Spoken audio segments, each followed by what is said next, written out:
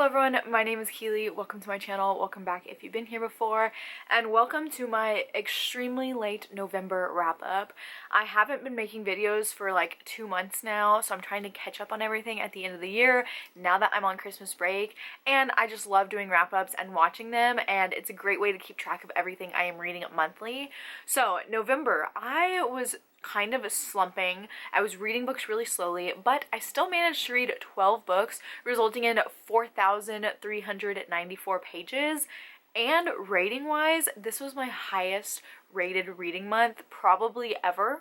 My average rating for November was 4.13 stars, which is really good because I am rarely over 4 stars. Usually my average rating is 3 point something. So a lot of great books in November, so let's go ahead and get on into it. As always, I will talk about these books in the order that I read them in. So the first book I read was Animal Farm by George Orwell. Now, if you don't know, I am a high school English teacher. This is my first year teaching high school, and this was one of our class novels that we went over and learned about. And this was actually my first time ever reading Animal Farm.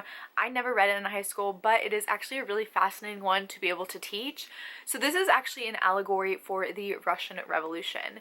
So the main characters are all animals living on a farm, and they want to rebel and revolt against their human farmer because he does not treat them well. So these animals take over the farm and learned how to be sustainable and live on this farm without any humans.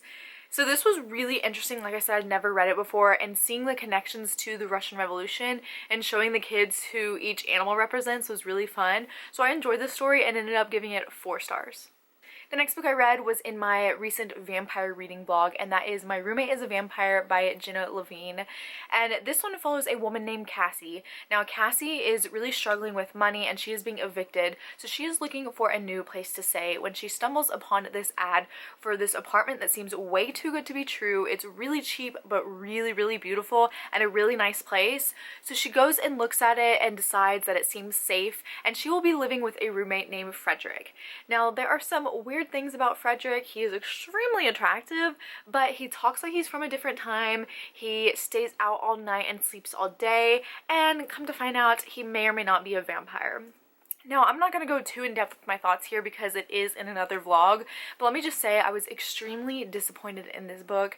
I felt zero connection between Frederick and Cassie, and the fact that Frederick, we know that he's old because he's a vampire. They're hundreds of years old, but he acted and talked like it. And I don't want that in a vampire. I want someone that is adaptable and can get with the times. And so it felt like Cassie was falling in love with a 90-year-old man, which I really didn't enjoy. So I gave this one 2 stars. The next book I read was The Mark of Athena by Rick Riordan. This is book 3 in the Heroes of Olympus series, and this is a reread for me. I'm having a great time rereading this series, and The Mark of Athena is just really, really great because we get to see even more of Annabeth, and I love all of the new characters we meet as well in this series. But you've probably heard about this one already, Greek mythology. There's also Roman mythology in this series. However, I do prefer the Greek side of things, but it is a reread. I love the series so much, so of course, yet again, I gave it 5 stars. The next book I read was At Home with the Horrors by Sammy Scott. Now, this is a short story collection of horror stories. Now, with any collection, you're going to have some that are duds and some that you really, really love. And so this one was, once again, there were mediocre ones, but there were also some that were so unique and unlike anything I have ever read. My 2 favorites were Rebirth and Teresa. So if you pick up this short story collection, let me know what you think of those 2. There were some other ones that I enjoyed as well, but those were definitely my 2 favorites. But this collection overall was so unique and a lot of new ideas that I hadn't read before, so I really enjoyed it, but I ended up giving this one 3 stars. The next book I read was also for my vampire reading vlog, and that is Masters of Death by Olivia Blake. So in this book, we follow a woman named Viola who is a vampire, and she is also a realtor. Now, she is trying to sell this mansion, but there is a problem. There is a ghost haunting this mansion, and that ghost is named Tom. He was murdered, and he doesn't know why, and Viola really wants to figure out so she can get rid of Tom so she can sell the mansion. So she goes and finds help from Fox, who is the godson of death. Now, this story also goes off in various tangents and goes in wild places. I did not think I would like this one, and I loved it. I was completely obsessed with it, everything in this story are things that I usually hate in books, but for some reason it worked in this book for me. I loved the characters, I loved the writing, and I loved the crazy, intense plot that went in various directions. And I usually don't like these things, but it worked for this one. I definitely recommend going to watch that vlog because I was losing my mind at how much I liked this book because I expected to hate it, and I gave it 5 stars. The next book I read was They Drown Our Daughters by Katrina Monroe. In this book, we follow a woman named Meredith who is recently moving back to her childhood home. Now, this home is a beautiful home right on the ocean. It's like on a cliffside, and they maintain a lighthouse. Now, this house is said to be haunted because these daughters always end up drowning or dying in some mysterious way, but Meredith had never believed those stories, and now she's moving back home. Her mom is dealing with early onset Alzheimer's, and she is going on and telling all of these stories about the people in the ocean that tried to take them. Now, Meredith doesn't believe this until weird things start happening. Now, I was really excited to read this book because I recently read another Katrina Monroe book, and it was one of my favorite books of the year. Unfortunately, this book was a big disappointment. Matter of fact, I was just bored. I was really bored the whole time, and I simply did not care, so I ended up giving it 2 stars. The next book I buddy read with my best friend Katie, and that is Gorgeous Gruesome Faces by Linda Chang. And this one is a young adult sci-fi horror type of story. So we follow a girl who used to be a celebrity with her best friends, and something happened and they had this major falling out. Now she is trying to get back into that world and see her best friend again, and she realizes that her best friend is going in this K-pop competition. So she decides to follow her and go throughout this competition as well, and when they get there, some weird things start happening to the contestants and some gruesome things start happening.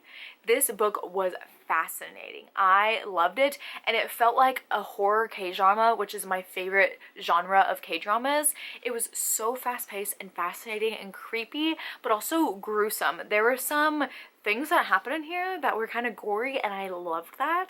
I loved following these characters. They were really likable in my opinion, and I liked hearing the story from the past and also the present because we get 2 timelines there, and there are crazy things happening in both timelines.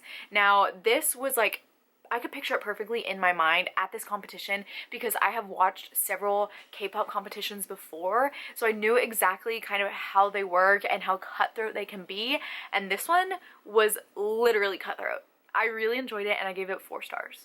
The next book I read was Mockingjay by Suzanne Collins, and of course this was a reread for me. I've been rereading the series so I could annotate it. Unfortunately, I'm too lazy to show you my annotations, but I reread this book. This is my least favorite in the series because of everything that Peeta goes through, but I still love it. It still makes me so emotional, and there are still just so many amazing parts, and of course I gave it 5 stars. Again, I always will. The next book I read was I Loved You in Another Life by David Arnold. So in this book we have 2 main characters. One of them is Evan. Now Evan plans to take a gap year and take care of his mother because she has recently been diagnosed with something, and he is staying home to take care of his little brother.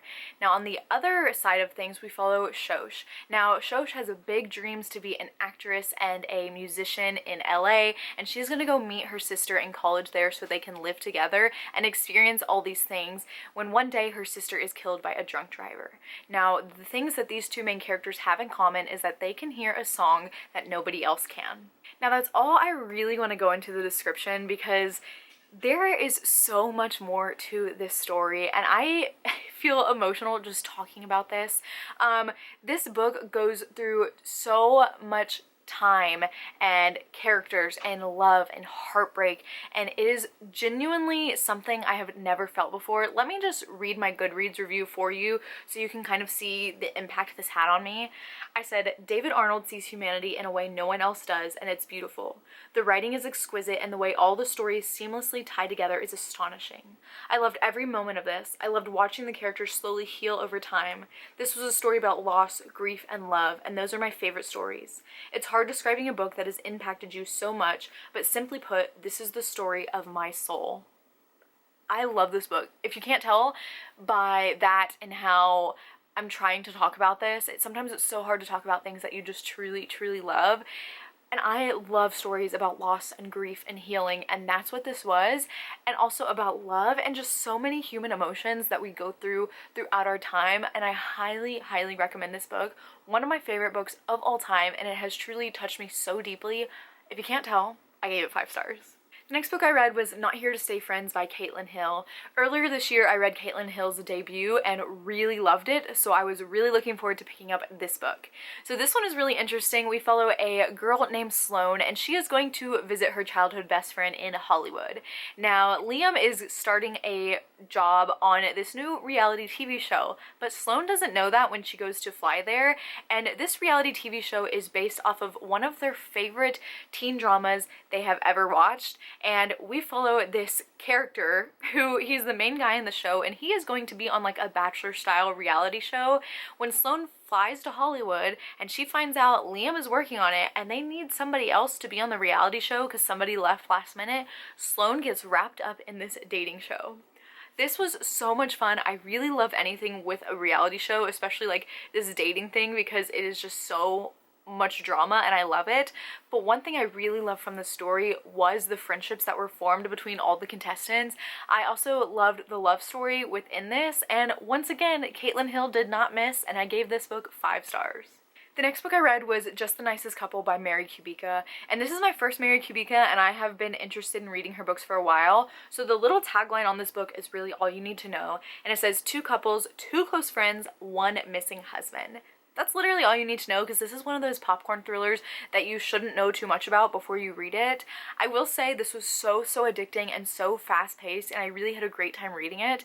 These characters are also super morally gray, but you find yourself rooting for them the entire time. I loved it. I love Mary Kubica's writing, and I can't wait to read more from her, so I gave this one 4 stars.